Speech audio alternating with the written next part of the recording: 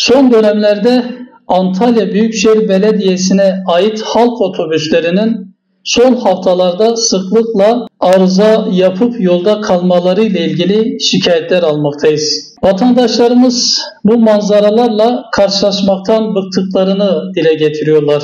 Yine birkaç gün önce Akdeniz Üniversitesi önünde peş peşe 2 otobüs arızalandı. Kısa süre sonra da Antalya Şehir Hastanesi önünde bir başka otobüs arıza yaptı ve yolcular inmek zorunda kaldı. Otobüslerden inen yolcular sık sık arızalanan otobüslerden şikayet etti. Hatta bir yolcu şu ifadeyi de kullandı. Özellikle bu son zamanlarda 3.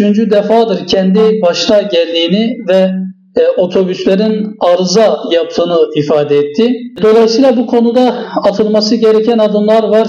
Bize göre çözüm eskiyen otobüslerin yenilenmesidir. Çünkü bu otobüslerin çok eski olduğuna dair şikayetler vardır.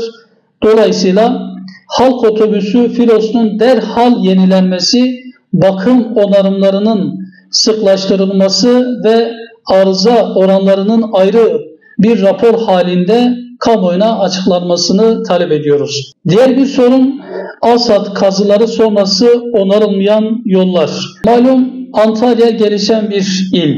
Dolayısıyla araçlar konusunda da yolların iyi olması elzemdir. Ama son dönemlerde ASAD'ın kazılarından sonra bazı çukurların kapatılmamış olması yolları köstebek yuvasına döndürmüş durumda. Altıntaş ve Ermenek gibi bölgelerde yolların bozuk olması araçlara ciddi anlamda zarar veriyor.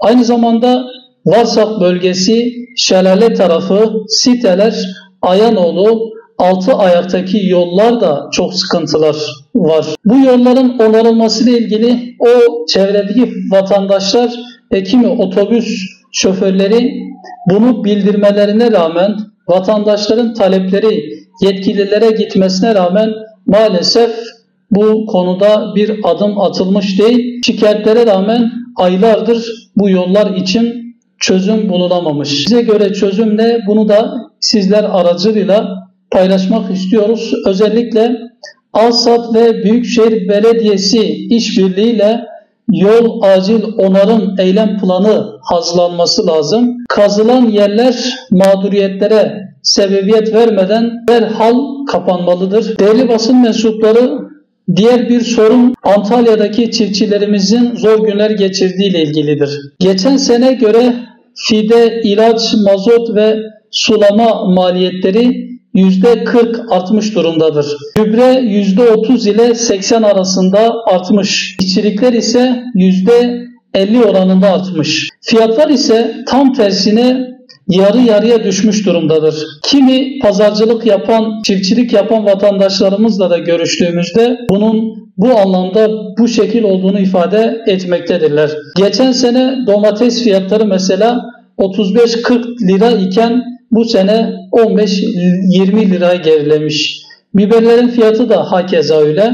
Yine salatalığın fiyatı da hakeza aynı şekilde 35-40 lirayken geçen sene bu sene 15-20 liraya düşmüş. Dolayısıyla ihracat da azalmış ve vatandaşlar bu anlamda piyasa bulmakta zorlanıyorlar.